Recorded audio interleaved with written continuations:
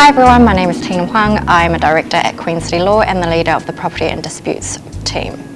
Today I'm going to be talking about the different courts and tribunals in New Zealand, so hopefully this will give you a big rundown of the differences. Firstly, the Disputes Tribunal.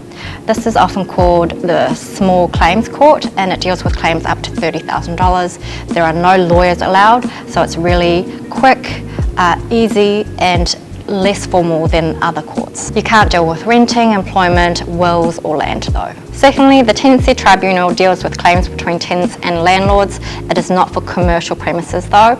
It cannot deal with claims between the owner and the property manager. It's claims of up to $100,000. No lawyers are allowed unless the claim is over $6,000 or the other side or the tribunal consents to lawyers being present. Thirdly, the Immigration Protection Tribunal. This is your appeal process for if you have a decision in residence class visas or refugee or protected person status, or if you want a decision on liability for deportation, and you can have lawyers present, but also be self-represented. Fourthly, the Employment Relations Authority. They have exclusive jurisdiction for relationships between employers and employees.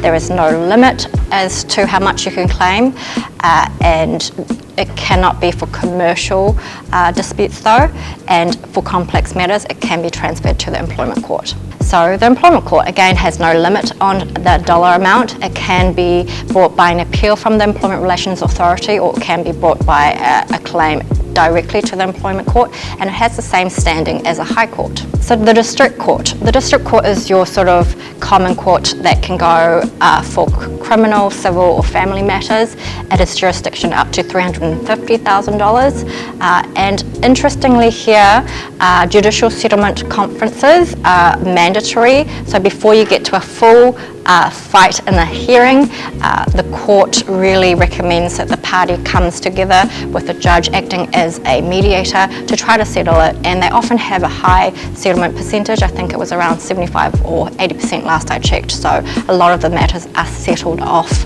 the record and away from the court hearing. You cannot have claims on wills, land or judicial review in the District Court. Number 7, High Court. Now this is where the big claims are heard. There is no limit to the amount, but obviously if your claim is under $350,000, you want to go to the District Court to keep things faster and lower cost. And for criminal matters, it's really for your serious matters, category 4, like murder or manslaughter.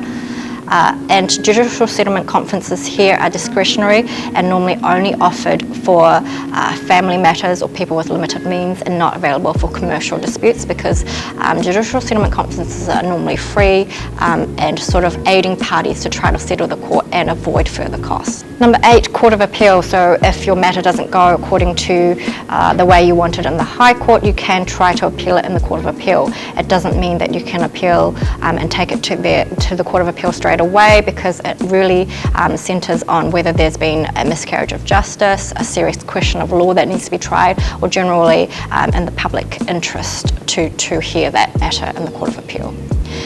There are normally 3 judges from the Court of Appeal that hear the matter, and it can be from the permanent court or the divisional court that moves around the various countries to hear, but there is only one Court of Appeal in New Zealand, that's in Wellington.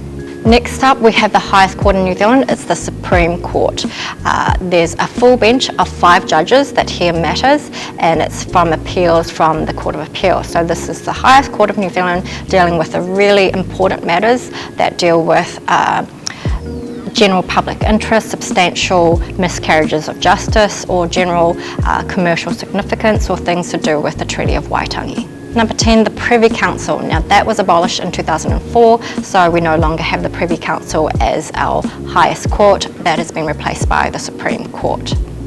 So those are the 10 sort of major courts or tribunals that we have. There is of course other tribunals such as the Motor Vehicle Disputes Tribunal or the Land Valuation Tribunal, but those are the 10 most commonly used courts or tribunals in New Zealand. I have been to most of them, so if you need any assistance, please contact us at Queen City Law.